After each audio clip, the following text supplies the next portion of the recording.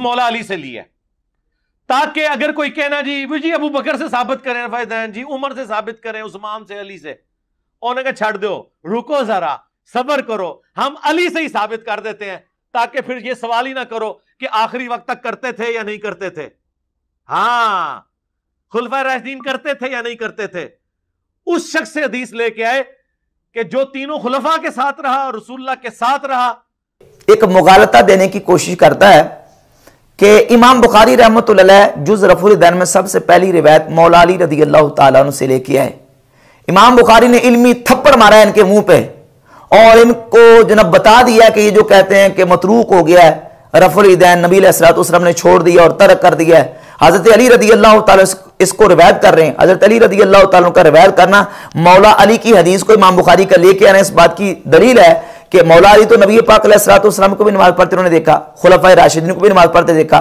तो मौला अली जब आखिर में रफ़ाई दैन कर रहे हैं तो इसका मतलब ये कि रफ़ाई दैन तर्क नहीं हुआ।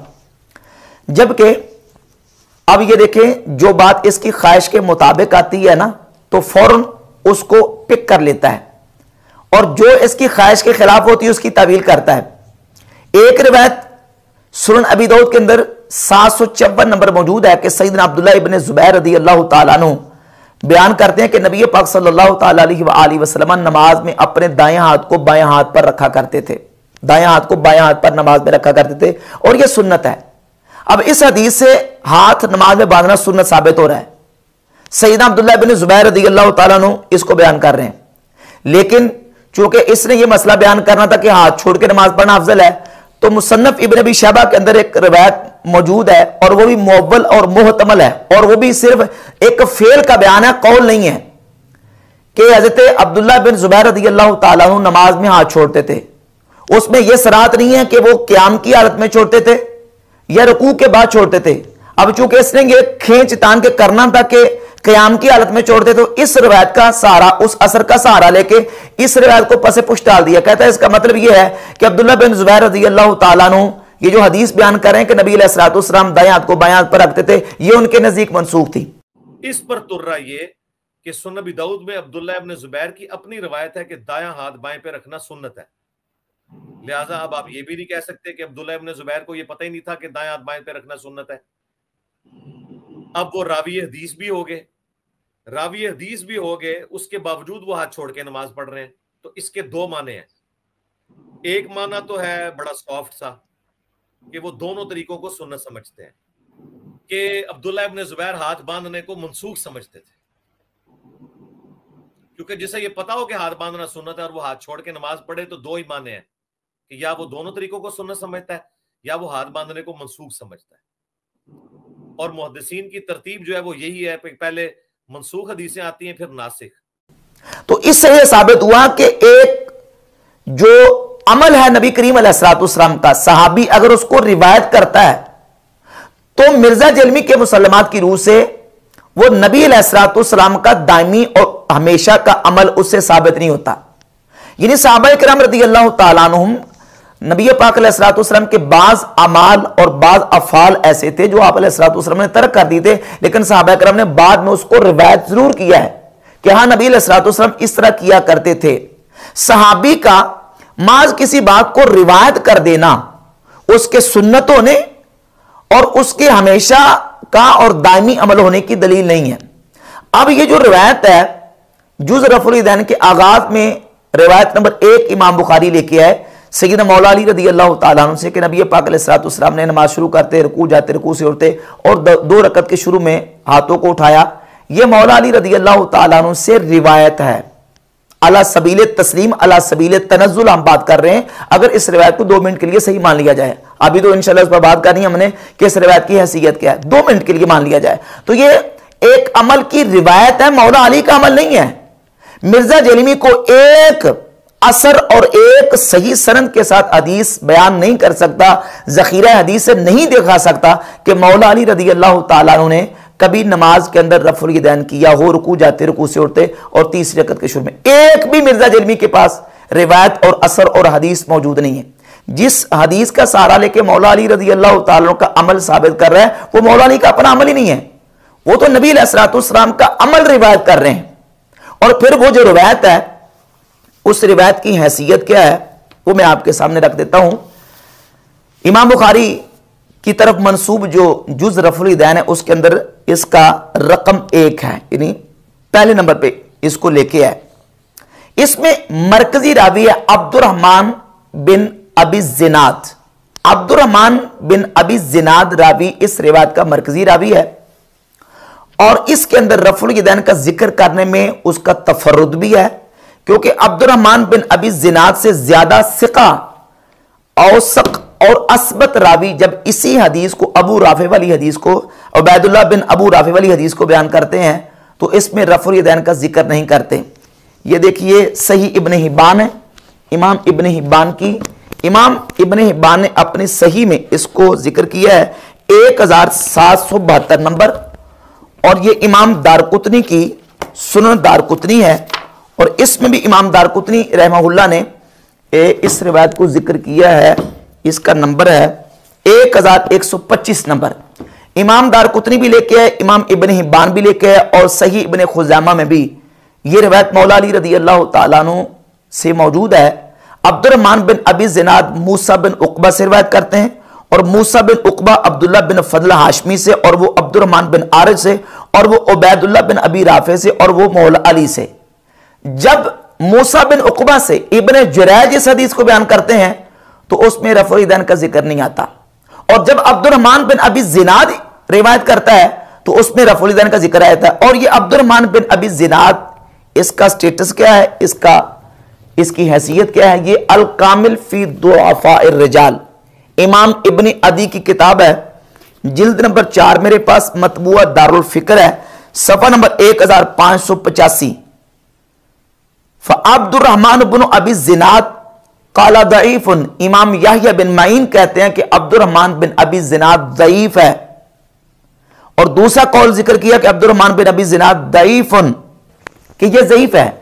और ये इमाम इब्नुल जौज़ी की किताब किताबुल मौज़ूआत, इसमें रिवायत नंबर 1004 के तहत इमाम इब्नुल जौज़ी कहते हैं क़ालल मुसन्निफ हादा हदीसुन ला यसिहु अन रसूलिल्लाहि सल्लल्लाहु अलैहि व आलिहि वसल्लम वक़द उदखिला अला बअदिल मुतअख़िरीन मिन अहलिल ग़फ़लति अला अन्ना अब्दुर्रहमान बिन अबी जिनाद मजरूहुन, कि ये हदीस सही नहीं है क्योंकि इसमें अब्दुर्रहमान बिन अबी जिनाद मजरूह रावी है। क़ाला अहमद, इमाम अहमद बिन हंबल ने कहा हुवा मुत्तरबुल हदीस, ये मुत्तरबुल हदीस है। वक़ाला याह्या ला युहतज्जु बिही, और इमाम याह्या बिन मईन ने कहा कि इसकी हदीस से दलील नहीं पकड़ी जा सकती। ये तज़किरतुल हुफ़ाज़ है, इमाम ज़ाबी की किताब, और जिल्द नंबर 1 है और सफ़ा नंबर 182। लिखते हैं वद्दअफ़हु अब्दुर्रहमान बिन महदी, इमाम अब्दुर्रहमान बिन महदी ने इसको अब्दुर्रहमान बिन अबी जिनाद को ज़ईफ करार दिया।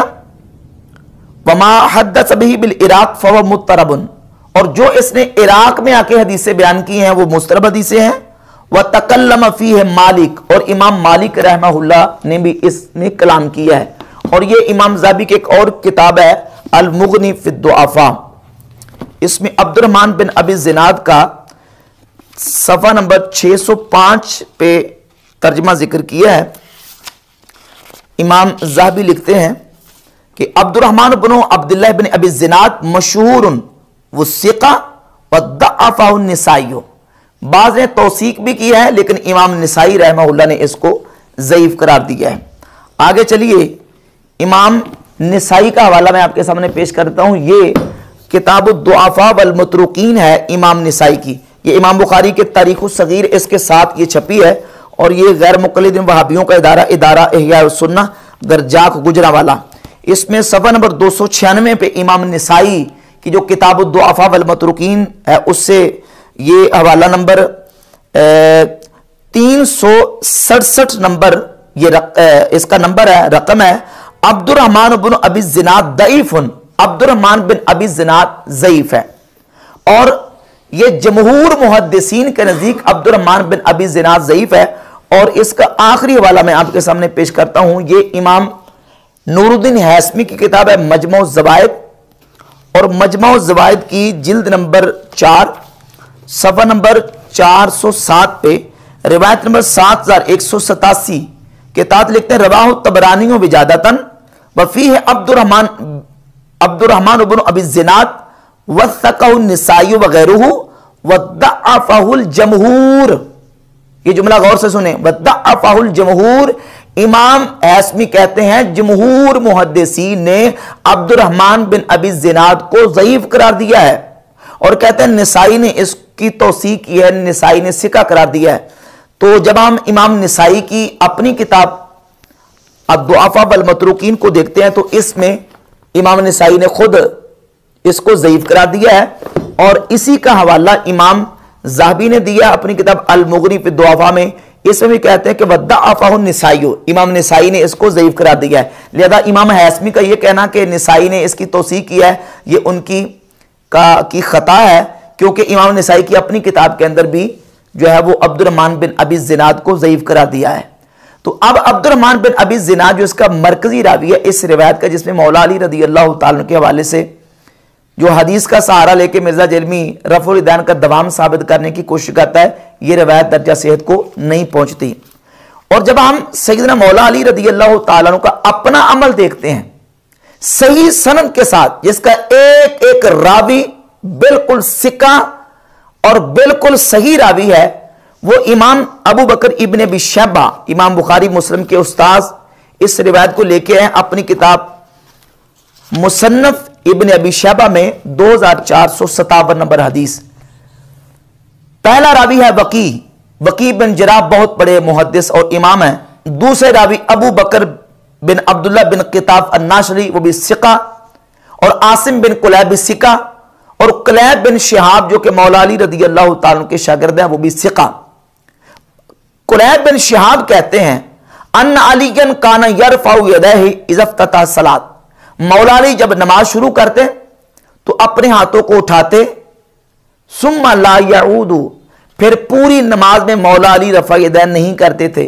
यह मौला अली रज़ी अल्लाह ताला का अपना अमल इमाम अबू बकर इब्न अबी शैबा अपनी किताब में लेकर सनद सही के साथ, इमाम वकी अबू बकर नाशरी से, अबू बकर नाशरी आसिम बिन कुलैब से, आसिम बिन कुलैब कुलैब बिन शिहाब से, और वो मौला अली से हदीस बयान कर रहे हैं। सारे के सारे रावी सिका रावी हैं। और फिर अगला एक करीना और आपके सामने रख दूं, अबू इसहाक ताबी कहते हैं 2461 नंबर रिवायत है कि काना असहाबु अब्दुल्लाह व असहाबु अलीयन ला यरफ़ऊन ऐदियहुम इल्ला फी इफ्तिताह सलात, मौला अली के शागिर्द और सैयदना अब्दुल्ला इब्ने मसूद के जितने शागिर्द थे वो नमाज के शुरू के अलावा बाकी मकाम पर रफ़ुल यदैन नहीं करते थे।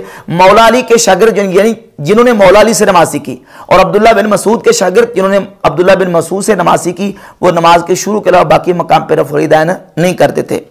और ये जो रवायत है मौला अली रज़ी अल्लाह ताला अन्हु के हवाले से, इस पर तबसरा करते हुए इमाम जमालुद्दीन ज़ैलई रहमतुल्लाह अलैह नस्बुर रया फी तखरीज अहादीस हिदाया की जिल्द नंबर 1 सफ़ा नंबर 480 पे लिखते हैं, वह असरुन सहीहुन, मौला अली के नमाज के शुरू के अंदर रफ़ा यदैन करना और बाकी मकाम पर ना करने वाला ये असर बिल्कुल सही है।